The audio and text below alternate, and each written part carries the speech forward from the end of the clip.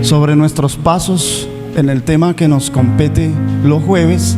Esta es la 13ª entrega de Renovando el Alma.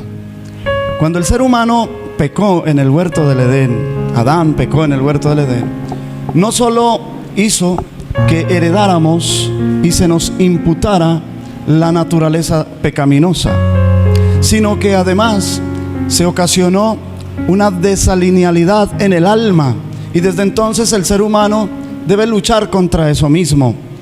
A veces nosotros atacamos las ramas del árbol, podamos el árbol, y es más, podemos fumigar el árbol para que su fruto, estoy hablando del árbol del pecado, para que su fruto se seque, pero no tratamos la raíz del problema.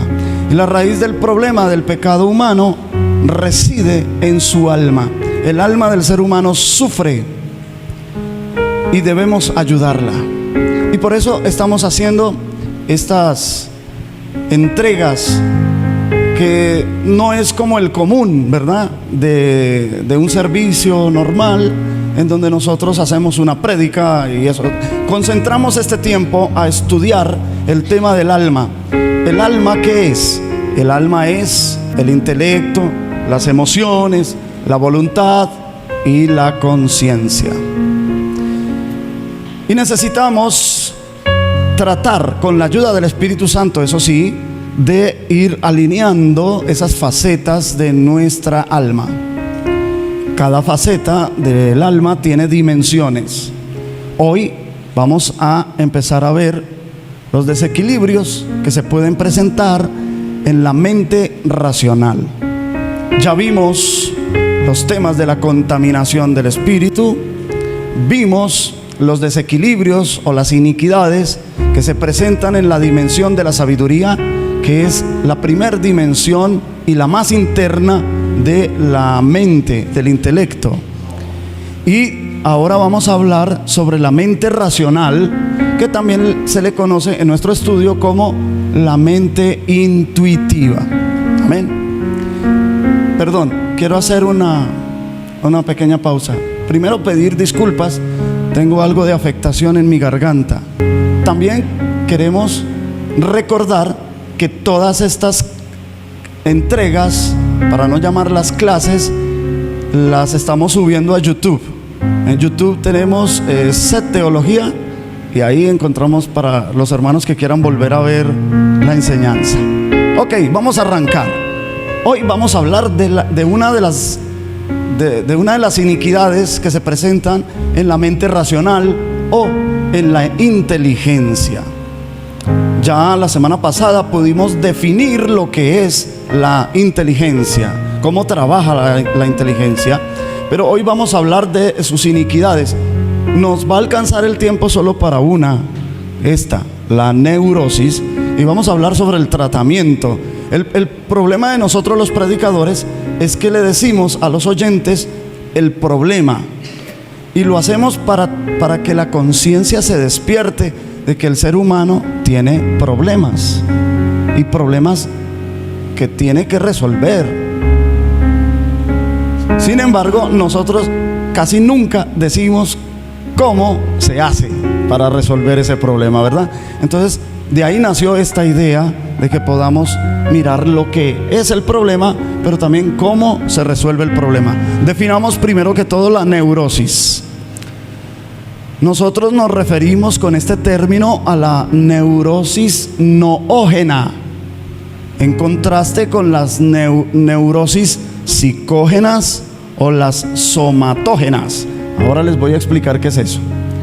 Noógena viene del griego nous o nous y significa mente, pero la palabra tiene una vinculación con el espíritu, toda vez que la mente racional, es decir, la inteligencia, pretende energéticamente al espíritu, y este último produce un efecto rebote al corazón humano. Eso lo vimos en unas entregas pasadas. Cuando esta dimensión pretende energéticamente, es decir, le quiere pasar energía al espíritu, lo hará, pero sin la ruta de la conciencia. Y nosotros aquí, ¿cómo le llamamos a eso? El contraconsciente. Entonces, lo que sí ocasiona en el espíritu no es una iniquidad, porque las iniquidades no están en el espíritu, sino en el alma, pero sí ocasiona una contaminación. El espíritu se contamina, pero inmediatamente tiene un efecto rebote y pasará esa energía sobrante a las dimensiones del corazón del alma. La neurosis psicógena es de la mente en su conjunto, es decir, cuando hablamos de neurosis psicógena, estamos hablando de un problema en toda la faceta intelectual, en la sabiduría, en la inteligencia y en el conocimiento. Es una pérdida de contacto con la realidad, como la psicosis, y se manifiesta por la presencia de angustia o ansiedad, y neurosis somatógenas que vienen del cuerpo, por eso son soma, el cuerpo, que responden a causas físicas con efectos en el dominio mental. La neurosis noógena, que es la que vamos a estudiar, está constituida por el vacío existencial, y del vacío existencial hablaremos la próxima semana. Hoy no vamos a tener el tiempo, pero el vacío existencial es como la causa de la neurosis noógena. Este término fue acuñado por el doctor Viktor Frankl para referirse a la neurosis que surgen en determinados individuos de la falta de sentido de la vida. Para este psicólogo, que es un psicólogo austriaco, víctima y sobreviviente del holocausto nazi, estuvo en los campos de concentración, escribió un libro llamado El sentido del hombre, y también un psicólogo en los campos de concentración, que es su testimonio de vida. Este psicólogo, para este psicólogo, el individuo cuya vida tiene un sentido, un significado, un propósito, no se vuelve neurótico. Cuando hablamos de neurótico, es alguien que tiene reacciones emocionales desproporcionadas, son irritables, tienen preocupaciones constantes respecto a la salud y muestran dificultades para prosperar.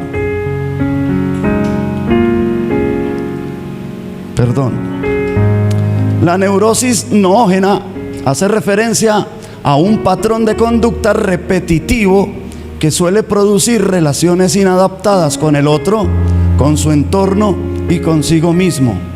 Con frecuencia, lo que se presenta como una causa de neurosis son los complejos, los conflictos, los traumas, las depresiones endógenas, las fobias, las obsesiones y las compulsiones. Estas no son causas en sí, sino síntomas de la neurosis. Quiero decirles, hermano, que me ha tocado leer mucho libros de diferentes autores. De por sí, a mí me gustó, siempre me sentí atraído sobre el tema de la psicología, que si yo hubiese podido estudiar una profesión que no fuese teología, hubiera estudiado psicología o sociología. Sin embargo, mi padre, aunque era un hombre analfabeto, me aconsejó diciendo: Carlos, estudie teología, porque la psicología le puede ser revelada. Y mi papá tenía razón.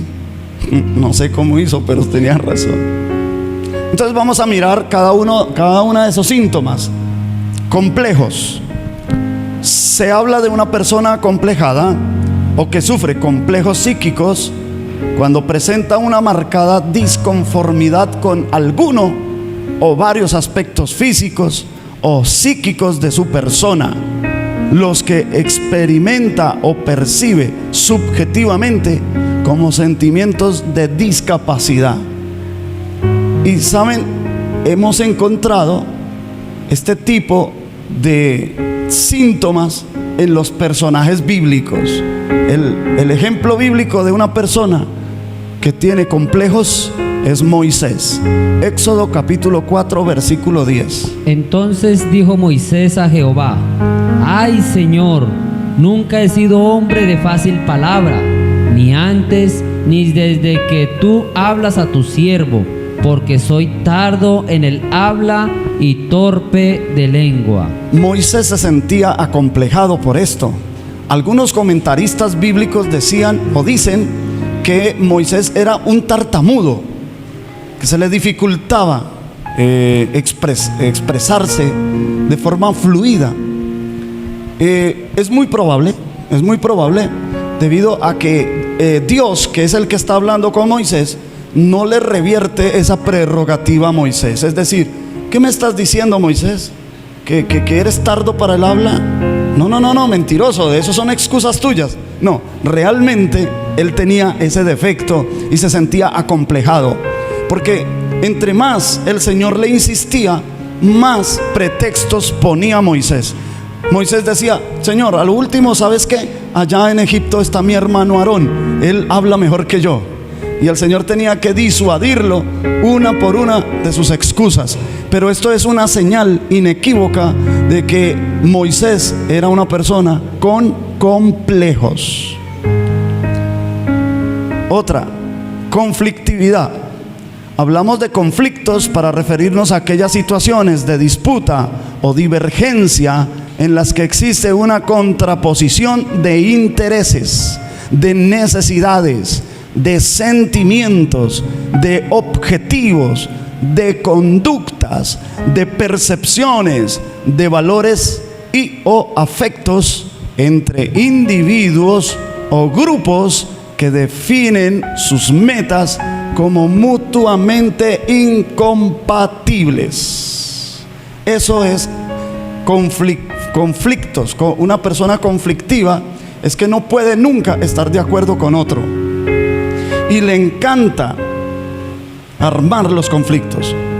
Ejemplo bíblico: un rey de Israel en los tiempos del profeta Elías, llamado Acab. Primer libro de Reyes, capítulo 16, versículo 33. Hizo también Acab una imagen de acera, haciendo así Acab más que todos los reyes de Israel que reinaron antes que él, para provocar la ira de Jehová, Dios de Israel. ¿Para qué hizo Acab, rey de Israel, una imagen de ese ídolo, de una diosa cananea llamada Acera? Era una diosa fenicia del norte de Israel. ¿Para qué hizo él eso? Ahí lo dice, está en letra roja: para provocar la ira de Jehová, Dios de Israel. Hermano, nadie en sus 5 sentidos quisiera provocar a ira a Dios, pero este hombre hacía eso con esa finalidad. ¿Por qué? Porque era una persona conflictiva. ¿Me estoy dando a entender? Y ese es un síntoma de la neurosis noógena. Bien, recuerden que si tienen preguntas pueden hacerla. Otro síntoma: traumas. Un trauma psicológico es un acontecimiento repentino e inesperado, imposible de manejar, que perturba el bienestar de la persona que lo vive y, como consecuencia, la persona queda afectada psicológicamente. Tengo 2 ejemplos, ambas mujeres en la Biblia, y las 2 tienen el mismo nombre. Veamos. Tamar, la nuera de Judá. Judá es uno de los hijos de Jacob, el 4º hijo de Jacob. Génesis 38:11. Y Judá dijo a Tamar, su nuera: quédate viuda en casa de tu padre, hasta que crezca Sela mi hijo, porque dijo: no sea que muera él también como sus hermanos. Y se fue Tamar y estuvo en casa de su padre. Para los hermanos que no recuerdan bien este caso en la Biblia, es que Judá tuvo 3 hijos. La mamá de esos 3 hijos muere el hijo mayor se casó con Tamar. Tamar era extranjera, pero al poco tiempo el hijo mayor de Judá, llamado se casa con ella. Él muere, porque la Biblia dice que hacía lo malo delante de Dios. Así que ella queda viuda, y la tradición en aquella época y en aquel tiempo era que el familiar más cercano del difunto se casara con la viuda, porque ella queda viuda y sin hijos, sin descendencia. Por lo tanto, el familiar más cercano debe desposarla para dejar descendencia a nombre del difunto. Y entonces viene el segundo hijo, llamado Onán, y Onán no quería dejar hijos en ella, porque sabía que esos hijos no iban a ser contados como hijos suyos, sino como hijos de su hermano fallecido. Así que la Biblia dice que él vertía por tierra, es decir, para usar un término clínico, hacía coito interrumpido, ¿no? Entonces vertía por tierra para no dejarla embarazada. Esto desagradó a Dios y mató a Onán. Dios castigó a Onán, le quitó la vida. Pero el tercer hijo de Judá, Sera, era muy pequeño. Entonces Judá le dice a Tamar: váyase para su casa, espere allá hasta que mi hijo crezca y se pueda casar contigo. Pero la intención del interior de Judá era no entregarle ese segundo hijo a esa mujer, porque esa mujer tenía una maldición tremenda, ya le había matado 2 hijos. Por eso él dice: no sea que muera él también como sus hermanos. La intención era despedirla y que nunca más volviera por ahí. Cuando uno sigue leyendo el pasaje, la Biblia dice que pasó el tiempo, pasaron los años, y esta mujer supo que ya Judá no le iba a entregar el otro hijo para que se casara con ella. El trauma en Tamar hizo que ella se disfrazara de prostituta, saliera a la orilla del camino cuando se enteró que su suegro iba a pasar por cierto lugar. Y como el suegro estaba viudo, entonces el suegro vio a aquella mujer a la orilla del camino sin reconocer que era ella, porque para los que no saben, las prostitutas en el tiempo bíblico debían estar completamente cubiertas, no dejaban ver su rostro, ni siquiera en el momento de la intimidad. Así que Judá, al ver a aquella mujer sentada a la orilla del camino, dándose cuenta que era una prostituta, se le acerca y le dice: dime, voy a decirlo así en la versión Vélez Valera, dime cuánto cobras. Y ella le dice: bueno, con que me des un cabrito estaría bien para mí. Y él dice: no tengo el cabrito aquí, apenas voy para el rebaño. Entonces, si quieres, pídeme una prenda, yo te dejo empeñadas algunas cosas, mientras te envío el cabrito, te pago y tú me devuelves mis pertenencias. La mujer dijo: está bien, dame tu báculo, o sea, la vara que ellos cargaban, que era una insignia de autoridad, ¿no? Dame tu cinto y dame el anillo de sellar. Entonces él se despoja de esas 3 cosas, se las entrega y obviamente entra a tener intimidad con Tamar sin saber que era su nuera. Y ella en ese momento queda embarazada. Pasan algunos meses y ella se presenta en el campamento de Judá con su respectiva barriguita, ¿no? Y le dieron aviso a Judá: Judá, la sinvergüenza esa se atreve a venir aquí embarazada. Entonces era pena de muerte para eso, ¿no? Judá va donde está ella, enojado, y le dice: ¿qué has hecho, mujer? ¿No sabes que esto te trae como consecuencia la muerte?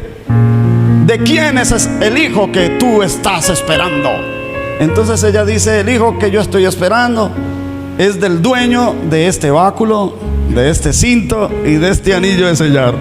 Entonces él cayó en la cuenta porque cuando él quiso enviar el cabrito para pagarle a esa mujer, envió a uno de sus amigos con el cabrito y no encontró la mujer, y preguntó en aquella población, y en esa población dijeron: aquí nunca ha habido mujer ramera. Y él cayó en la cuenta: ay, Tamar. Ahora, el otro ejemplo, este es más drástico. Tamar, hija de David, del rey David. Segundo libro de Samuel, capítulo 13, del 1 al 19.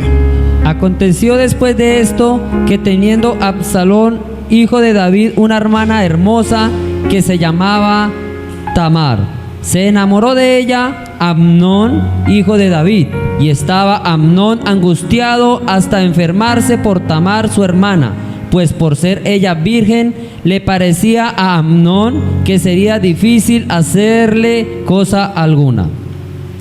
Y Amnón tenía un amigo que se llamaba Jonadab, hijo de Simea, hermano de David, y Jonadab era hombre muy astuto. Y este le dijo: hijo del rey, ¿por qué de día en día vas enflaqueciendo así? ¿No me lo descubrirás a mí? Y Amnón le respondió: yo amo a Tamar, la hermana de Absalón, mi hermano. Y Jonadab le dijo: acuéstate en tu cama y finge que estás enfermo, y cuando tu padre viniere a visitarte, dile: te ruego que venga mi hermana Tamar, para que me dé de comer y prepare delante de mí alguna vianda, para que al verla yo la coma de su mano. Se acostó pues Amnón y fingió que estaba enfermo. Y vino el rey a visitarle, y dijo Amnón al rey: yo te ruego que venga mi hermana Tamar y haga delante de mí 2 hojuelas para que coma yo de su mano. Y David envió a Tamar a su casa, diciendo: ve ahora a casa de Amnón tu hermano y hazle de comer. Y fue Tamar a casa de su hermano Amnón, el cual estaba acostado, y tomó harina y amasó e hizo hojuelas delante de él y las coció. Tomó luego la sartén y la sacó delante de él, mas él no quiso comer. Y dijo Amnón: echa fuera de aquí a todos. Y todos salieron de allí. Entonces Amnón dijo a Tamar: trae la comida a la alcoba para que yo coma de tu mano. Y tomando Tamar las hojuelas que había preparado, las llevó a su hermano Amnón a la alcoba. Y cuando ella se las puso delante para que comiese, asió de ella y le dijo: ven, hermana mía, acuéstate conmigo. Ella entonces le respondió: no, hermano mío, no me hagas violencia, porque no se debe hacer así en Israel. No hagas tal vileza, porque ¿a dónde iría yo con mi deshonra? Y aún tú serías estimado como uno de los perversos de Israel. Te ruego pues ahora que hables al rey, que él no me negará a ti. Mas él no la quiso oír, sino que, pudiendo más que ella, la forzó y se acostó con ella. Luego la aborreció Amnón con tan aborrecimiento que el odio con que la aborreció fue mayor que el amor con que la había amado. Y le dijo a Amnón: levántate y vete. Y ella le respondió: no hay razón, mayor mal es este de arrojarme que el que me has hecho. Mas él no la quiso oír, sino que llamando a su criado que le servía, le dijo: echadme a esta fuera de aquí, y cierra tras ella la puerta. Y llevaba ella un vestido de diversos colores, traje que vestían las hijas vírgenes de los reyes. Su criado pues la echó fuera y cerró la puerta tras ella. Entonces Tamar tomó ceniza y la esparció sobre su cabeza, y rasgó la ropa de colores de que estaba vestida, y puesta su mano sobre su cabeza, se fue gritando. Nunca más se vuelve a mencionar a Tamar, a esta Tamar en la Biblia. Por supuesto, debemos asumir que ella nunca se casó, no tuvo familia, no tuvo hogar, quedó deshonrada, un trauma muy profundo. A diferencia de la otra Tamar sí es mencionada luego en la Biblia y aparece incluso en las genealogías del Mesías, en la genealogía de Jesucristo, mientras que esta Tamar nunca más se vuelve a mencionar.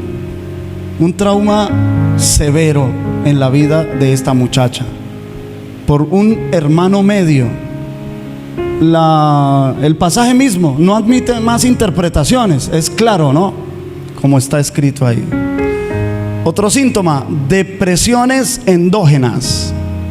Cuando se produce por las características biológicas del individuo, esto quiere decir que su origen es orgánico. En cambio, un trastorno psicógeno o psicogénico se origina en la psique del sujeto sin un sustrato biológico evidente. Las depresiones endógenas se asocian a cambios biológicos en el cerebro, puesto que afecta a los neurotransmisores y a la serotonina, que es la hormona de la felicidad. Y sus principales características son: se pierde la capacidad del disfrute, suele ser persistente, pueden aparecer ideas irreales, irracionales y falsas, llamadas ideas delirantes, por ejemplo, de tipo hipocondríaco, es decir, que le da un miedo intenso y prolongado a sufrir una enfermedad grave. Puede existir mayor riesgo de suicidio que aumenta a medida que progresa la enfermedad. Esta depresión endógena puede ser unipolar, es decir, con episodios depresivos aislados, o bipolar, cuando alterna con la euforia exagerada o con la manía, constituyendo lo que se llama trastorno bipolar o psicosis maníaco-depresiva.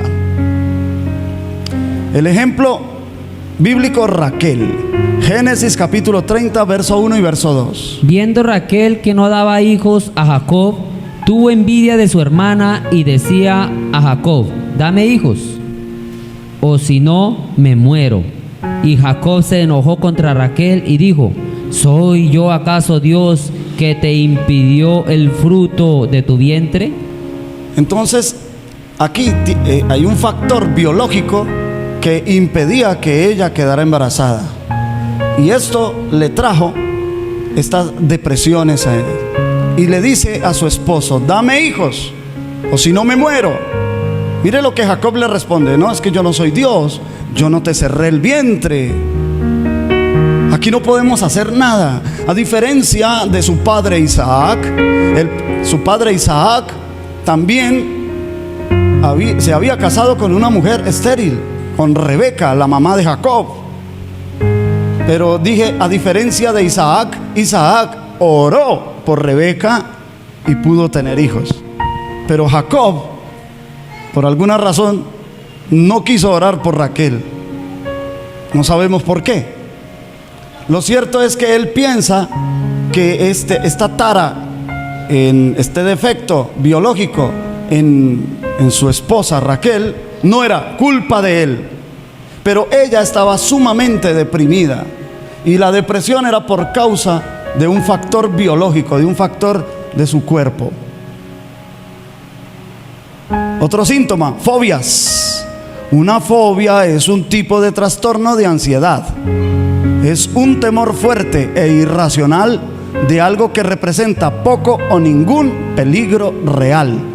Pero voy a presentar a un personaje bíblico que tenía un tipo de fobia.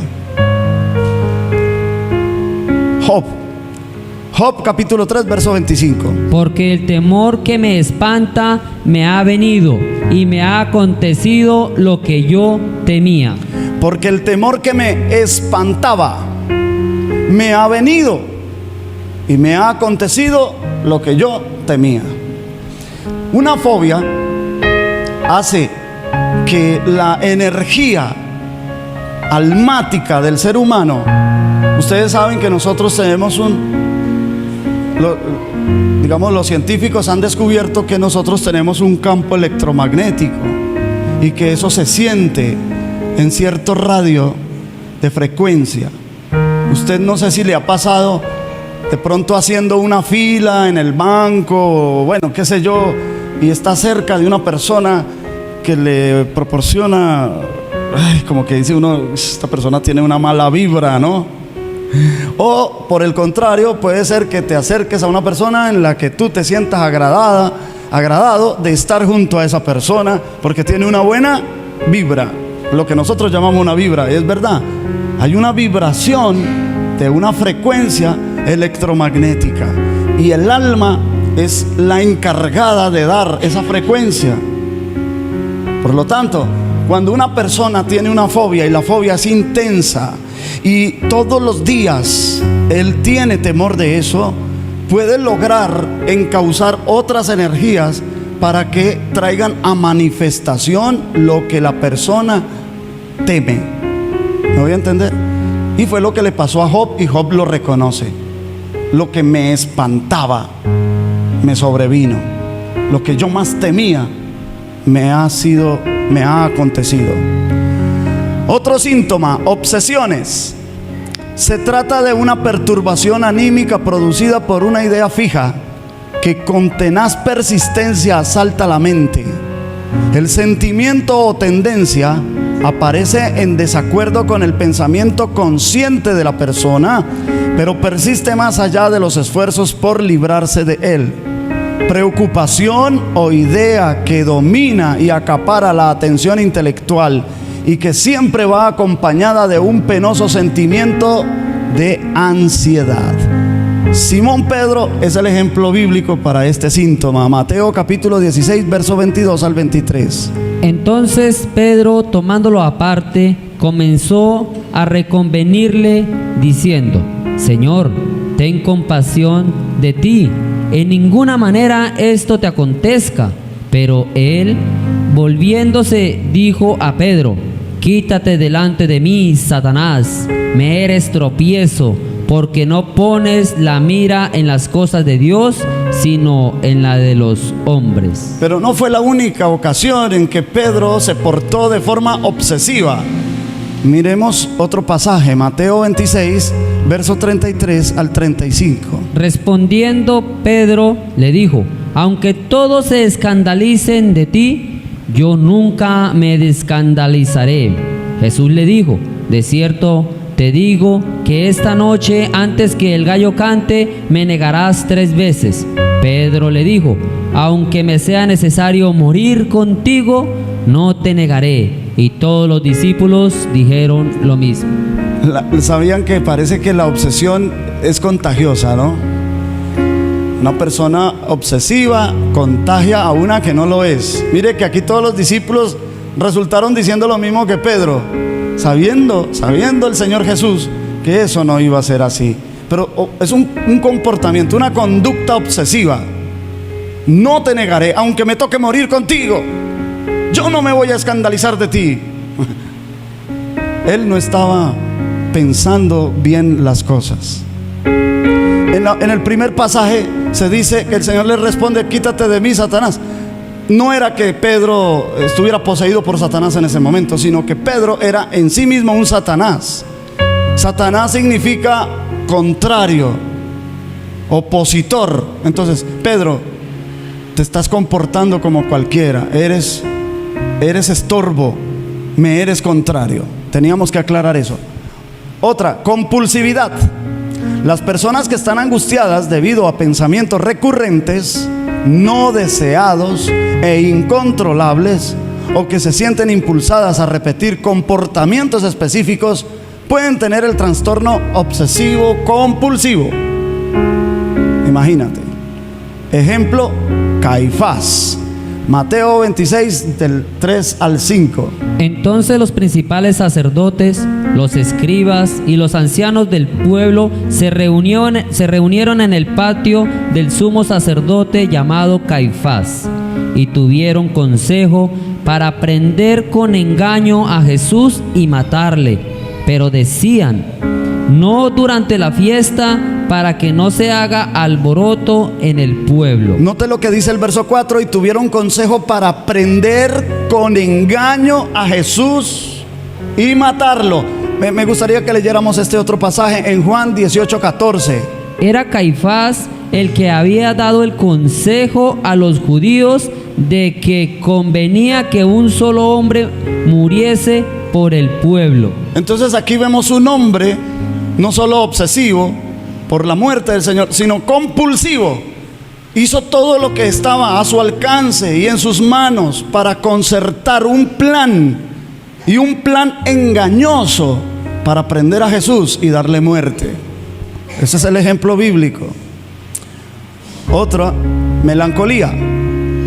Es una emoción parecida a la tristeza que normalmente va unida a un recuerdo. Se caracteriza por desgana, apatía, falta de energía, añoranza por el pasado. Está asociada a algunas manifestaciones físicas como agotamiento, cansancio y otras cognitivas, es decir, de aprendizaje, como dificultad para concentrarnos en el presente. El ejemplo bíblico de eso es un profeta, Jeremías. Jeremías capítulo 20, versos 7 al 9, y después leeremos los versos 14 al 18. Me sedujiste, oh Jehová, y fui seducido, mas fuerte fuiste que yo y me venciste. Más fuerte fuiste que yo y me venciste. Cada día he sido escarnecido, cada cual se burla de mí. Porque cuantas veces hablo, doy voces, grito violencia y destrucción. Porque la palabra de Jehová me ha sido para afrenta y escarnio cada día. Y dije: no me acordaré más de él, ni hablaré más en su nombre. No obstante, había en mi corazón como un fuego ardiente metido en mis huesos. Traté de sufrirlo y no pude. Los versos 14 al 18. Maldito el día en que nací, el día en que mi madre me dio a luz, no sea bendito. Maldito el hombre que dio nuevas a mi padre diciendo: hijo varón te ha nacido, haciéndole alegrarse así mucho. Y sea el tal hombre como las ciudades que asoló Jehová y no se arrepintió. Oiga gritos de mañana y voces a mediodía. Porque no me mató en el vientre, y mi madre me hubiera sido mi sepulcro, y su vientre embarazado para siempre. ¿Para qué salí del vientre? Para ver trabajo y dolor, y que mis días se gastasen en afrenta. Entonces notemos aquí el problema que tenía Jeremías. Era melancólico. De hecho, los comentaristas bíblicos lo llaman el profeta llorón. Siempre vemos a Jeremías llorando, lamentándose, recordando el pasado, declarando sus impotencias. A pesar de esto, Dios, imagínate, Dios lo usaba, era un profeta. Esto que nos está diciendo con todos estos ejemplos bíblicos. Claro, hemos presentado ejemplos bíblicos como el de Acab, que era un rey malvado, pero hemos presentado personajes como Tamar, las dos Tamar. Hemos presentado, por ejemplo, el caso de Job, el caso de Pedro, y en este caso Jeremías. Todos servidores de Dios. Y a pesar de que ellos también tenían desequilibrios en su alma, esto no impidió que fueran usados por Dios. ¿Sí me estoy dando a entender? Es decir, Dios no busca la perfección en nosotros. Dios busca es la disposición en nosotros. Porque cada que Dios usa a una persona con defectos, por ejemplo con Moisés, que tenía complejos, pero lo usó tanto que la Biblia dice que nunca más se levantó profeta en Israel como Moisés, quien hablara con Jehová cara a cara. A pesar de sus defectos, Dios lo usó. Y esto lo pone en claro lo que Pablo dice en 1 Corintios, que de lo vil y lo menospreciado escoge Dios para avergonzar a los sabios. ¿Cierto? Entonces nosotros somos los que a veces le ponemos excusa. Sí. La primera de Corintios en el capítulo 1:27. Gracias, amor. Primera de Corintios capítulo 1 verso 27. Porque de lo vil y lo menospreciado del mundo escogió Dios para avergonzar a los sabios. ¿Cierto? De lo que no es, escoge Dios. Entonces, esto debe consolarnos mucho, hermanos. Esto no debe ser ocasión para que le pongamos excusa a Dios, como Moisés le ponía excusa y le puso otra excusa y le puso otra excusa. Cada excusa Dios tenía una solución. Lo mismo nosotros. A veces nosotros le ponemos excusa: no tengo tiempo, estoy muy viejo o estoy muy joven, ¿cierto? Hay personas que dicen es que estoy muy joven para servirle a Dios, me falta experiencia. Otros dicen: no, es que estoy muy ocupado, estoy tratando de lograr hacer un capital para ya tener estabilidad económica y pues ya después serviré al Señor. Y después dicen: no, pero es que yo ya es muy viejo para servir a Dios. El testimonio, yo lo conté aquí en una ocasión, lo voy a volver a contar, de una mujer en los Estados Unidos, a que cuando ella era una joven, Dios, el Señor, se le apareció y le dijo: quiero que vayas y prediques mi palabra. Ay, sí, Señor, yo iré, solo te pido que me permitas estudiar y ser una profesional. Yo quiero tener ese logro, yo quiero ser una profesional. Cuando yo sea una profesional voy a predicar tu palabra. Y el Señor le permitió estudiar, ser una profesional. Y el día que ella se estaba graduando, el Señor se le apareció y le dijo: ahora ve y predica mi palabra. Sí, Señor, sí. Señor, te ruego que me permitas. Yo quiero casarme, yo quiero tener mi hogar. Una vez yo tenga mi hogar, yo voy a predicar tu palabra. Tú entenderás, Señor, que una mujer sola por ahí predicando corre riesgos, el pecado, etcétera. Entonces déjame tener mi hogar, que cuando yo tenga mi hogar yo voy a predicar tu palabra. El Señor lo permitió, conoció a un hombre de Dios, se casó con él y el Señor volvió y se le apareció y le dijo: ahora ve y predica mi palabra. Señor, sí, Señor, yo sé que yo te dije que cuando me casara, pero Señor, permíteme, y yo quiero tener la experiencia de la maternidad. Señor, sí, cuando yo ya tenga mi hijo o mi hija, lo que tú me des, cuando yo tenga mi experiencia de maternidad, yo ya voy a predicar tu palabra. Excusas y excusas. Y ella tuvo un hijo, 2 hijos y 3 hijos. Y cuando ya ella era una anciana, había enviudado, sus hijos vivían lejos, cada uno eran profesionales y vivían lejos de ella. Y ella era pensionada, anciana, vivía sola en su casa. En una tarde, mientras estaba en su mecedora, vino un joven vestido de blanco y golpeó la puerta de su casa.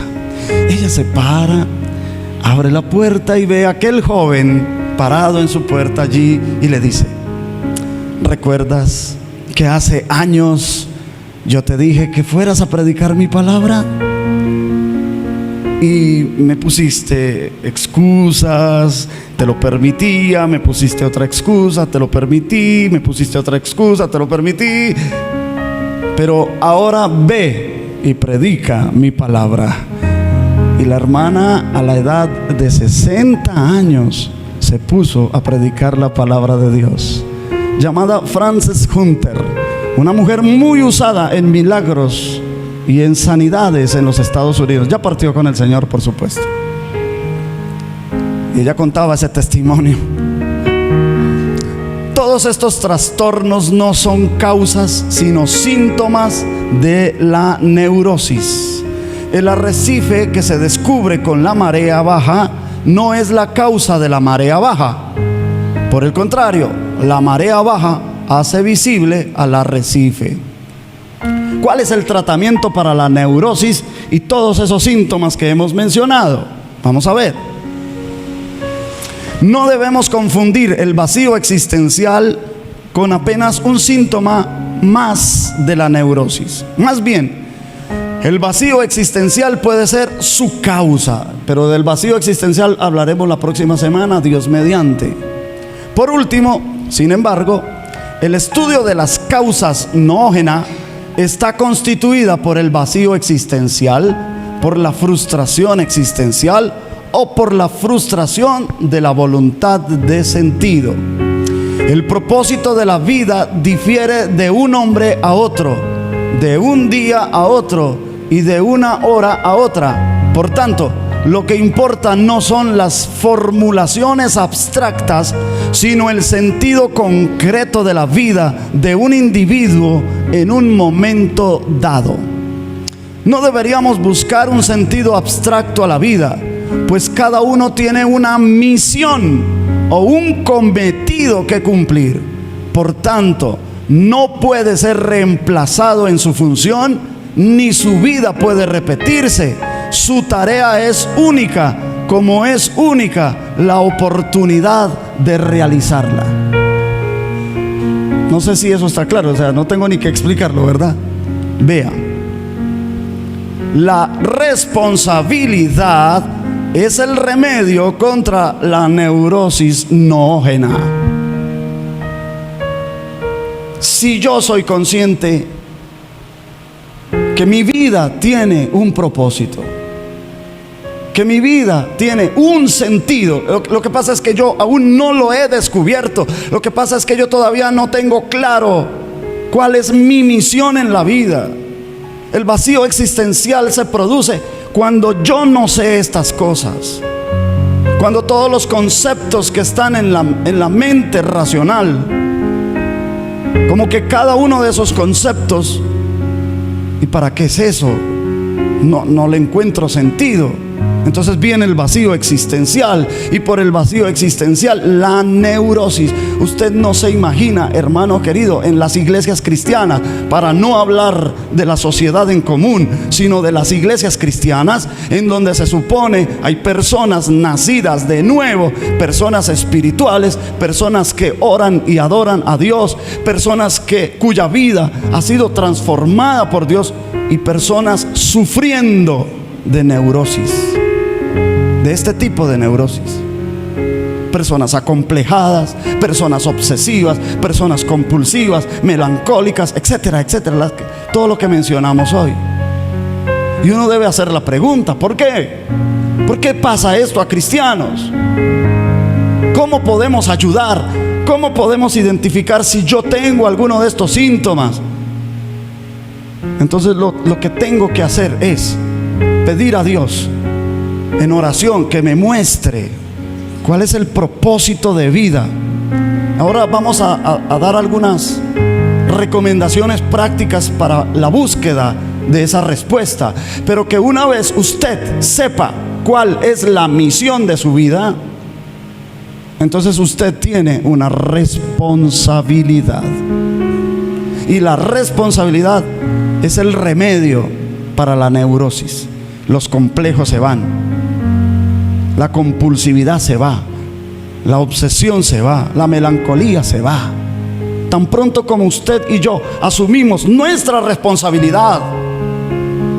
Es decir, esto no quiere decir que un padre de familia que es responsable con sus hijos no tenga responsabilidad en ese campo. Estoy diciendo, es la responsabilidad consigo mismo, con su alma.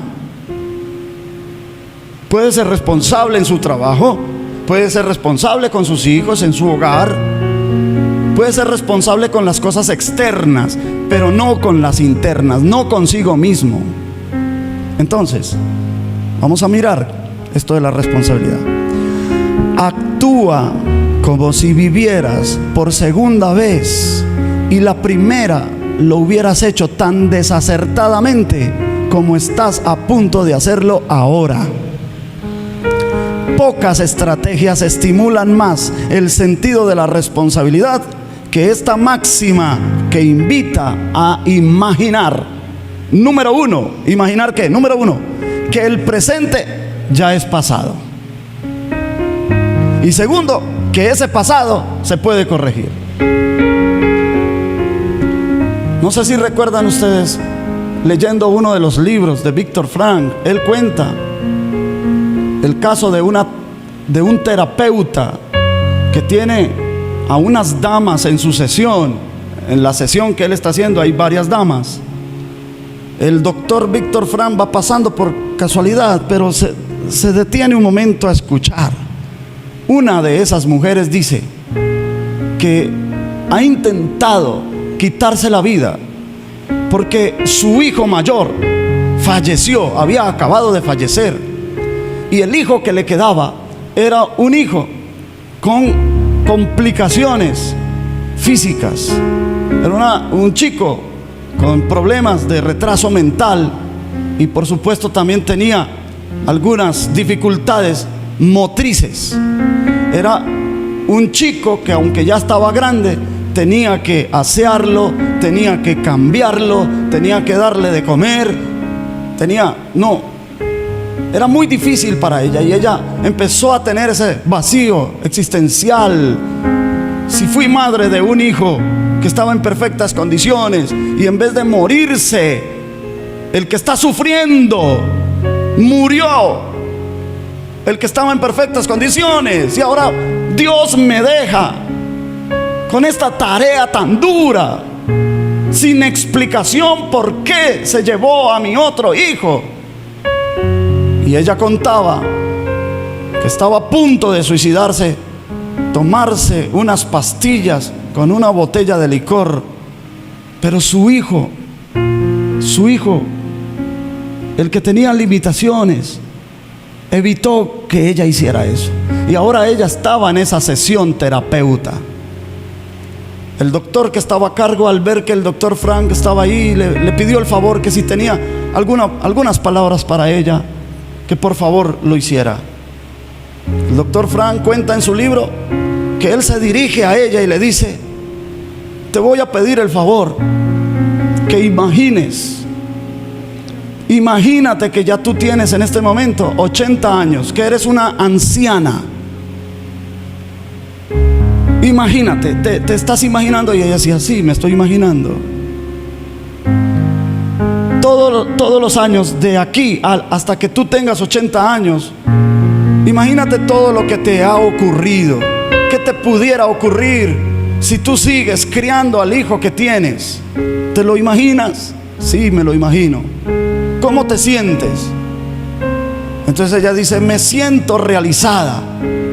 Me siento que mi vida, Dios me dejó ese hijo con limitaciones para que sacara mi mejor potencial, para que yo descubriera cuán paciente soy, para que yo descubriera cuán fuerte soy. Solamente imaginándose que ella ya era una anciana, podía ver su punto como si estuviera en el pasado. No sé si me estoy dando a entender. Si nosotros hiciéramos ese ejercicio cuando nos enfrentamos a situaciones cruciales, decisiones que debemos tomar y que no sabemos si está bien o no tomar esas decisiones, deberíamos hacer ese ejercicio. Número uno, que el presente ya es pasado, que ya han pasado algunos años. Imagínate si has tomado esa decisión, lo peor que te hubiera ocurrido, ¿qué sería? Y número dos, que ese pasado se puede corregir. ¿Por qué? Porque realmente ese pasado es tu presente. Amén. No sé si voy claro ahí, ¿no? ¿Voy bien? Bien. Este precepto enfrenta al hombre con la finitud de la vida y con su finalidad personal y existencial. Así es como se empuja a la dimensión de la inteligencia para que conceptualmente tome plena conciencia de su responsabilidad personal. Por tanto, la empuja a elegir por qué, de qué o ante quién se siente responsable. Hay que apuntar esas tres cosas. ¿Por qué debo ser responsable? ¿De qué tengo que ser responsable? ¿Y ante quién soy responsable? Cuando vienen momentos difíciles a nuestra vida, la mayoría de nosotros nos sentamos a agarrarnos la cabeza y a ponerla entre las rodillas y sentirnos maniatados y frustrados porque no tenemos la capacidad de decisión, porque son cosas difíciles de decidir. Y esa sensación de frustración, esa sensación de impotencia también genera rabia. Rabia de no saber qué hacer.